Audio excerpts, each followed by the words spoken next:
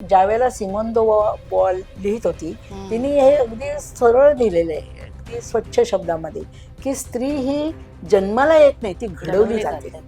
आणि ती घडवली कशी जाते तर पुरुषाच्या मुशीतनं ती घडवली जाते आणि ती पुरुषसत्ताकाची वाहक पण होते. म्हणजे बरेच वेळेला तुम्हाला असं लक्षात येईल की निरनिराळ्या रूढी चालीरीती हे सगळं राखण्याचं, ते पुढे नेण्याचं आणि त्याच्यावरती अगदी शिक्कामोर्तब करून त्याचं काय म्हणूया चिरेबंदी वाडा तयार करण्याचं काम स्त्रियाच करतात.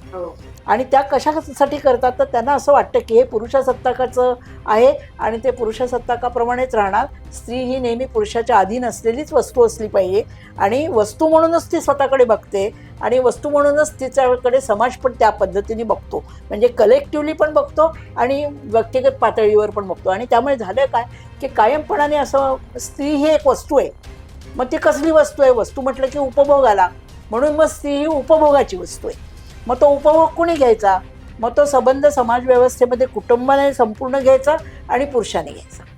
हे जे काही सगळं स्त्रियांच्या याच्यावरती अगदी पुरातन काळापासून केलंय त्याच्यावरती लोक काय म्हणायचे म्हणजे की हे प्राक्तन आहे स्त्रियांचं.